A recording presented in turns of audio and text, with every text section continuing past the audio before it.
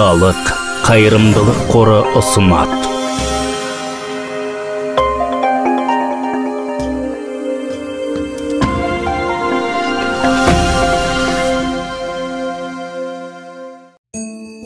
Атауынан көріп отырғанымыздай, синхрондық қозғалтқыштар өздеріне әсер ететін жүктемеден тәуелсіз айналмалы магнит өрісінің жиілігіне синхронды жылдамдықпен жұмыс істей алады. Бұл тиімділігі жоғары машиналар негізінен аса дәлдік қажет болған жағдайда қолданылады. Синхронды жылдамдық тұрақты және айналмалы магнит өрісінің өзара әрекеттесуі есебінен қол жеткізіледі.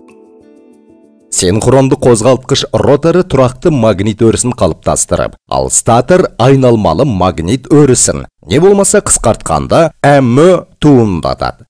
Статор шырғаларының орамдарына айнымалы токтың 3 фазалық кернеуі беріледі. Бұл синхронды жылдамдықпен айналатын айналмалы магнит өрісін құрады. Ротор орама тұрақты токтың қуат көзінен қоздырылып, сондықтан ол тұрақты магнит ретінде әрекет етеді. Ротор тұрақты магниттен де жасалуы мүмкін.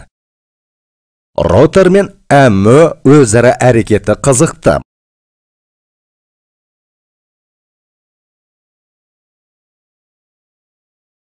Мысалы, роторға бастапқы айналуды тағайындайсыз. Ол МÖ мен бірдей бағытта болады.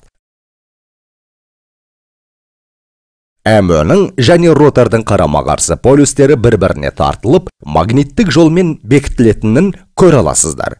Бұл дегеніміз, ротор МÖ-мен бір жылдамдықпен, яғни синхронды жылдамдықпен айналатынын білдіреді. Синхронды жылдамдық келесі тәсілмен есептелінуі мүмкін.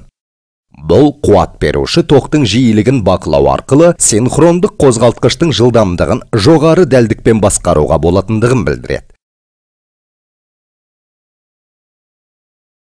Бірақ, егер ротор бастапқы айналымға ие болмаса, жағдай өзгереді. Көріп отырғанымыздай, ротордың солтүстік полюсы МÖ-нің оңтүстік полюсымен тартылып, сол бағытта қозғалатын болады. Ротор белгілі бір инерттік қабілеті болғандықтан, бұл бастапқы жылдамдық өте төмен болады. Бұл уақытқа дейін МÖ-нің оңтүстік полюсы солтүстік полюспен алмасады.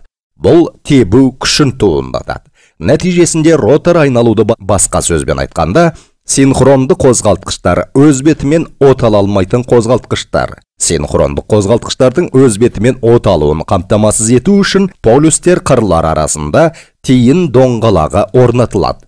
Электр қозғалтқышын іске қосқанда ротор шарғыларына кернеу берілмейді. Осылайша айналмалы магнит өрісі кезінде электр тоғы тиін торы өзектерінде индукцияланып, ротор асинхронды қозғалтқышындағыдай айнала бастайды. Ротор өзінің максималды жылдамдығына жеткен кезінде ротордың индукторлы шарғыларына кернеу беріледі. Нәтижесінде алдында айтылып кеткендей, ротор полюстері МÖ-нің полюстерімен тіркесіп, синхронды жылдамдықпен айнала бастайды. Ротор синхронды жылдамдықпен айналған кезінде тиін торы мен МÖ арасындағы қатысты қозғалыс нөлге тең. Бұл тиін торының өзектеріндегі токтың және сәйкесінше магнит өрісінің болмайтынын білдіреді. Сондықтан ол қозғалтқыш жұмысының синхрондығына әсер етпейді. Жүктеме қозғалтқыштың мүмкіндіктері шегінен аспайтын жағдайда ғана. Жүктеме көлеміне қарамастан синхрондық қозғалтқыштар тұрақты жылдамдықпен жұмыс істейді. Егер жүктеменің сыртқы кезі қозғалтқыш өндіретін айналдыру кезінен артық болса, ол синхронизммен шығып тоқтайды. Қуат берудің және қозудың төменгі кернеуі де синхронизммен шығудың себебі болуы мүмкін. Айта кететін жайт, синхрондық қозғалтқыш айнымалы ток генераторына тән құрылымдық ерекшеліктерге ие. Синхрондық қозғалтқыштар сонымен қатар жүйе қуатының жалпы коэффициентін жақсартуға ықпалын тигізеді. Сонымен, біз синхрондық қозғалтқыштар жұмысын талдауды аяқтаймыз.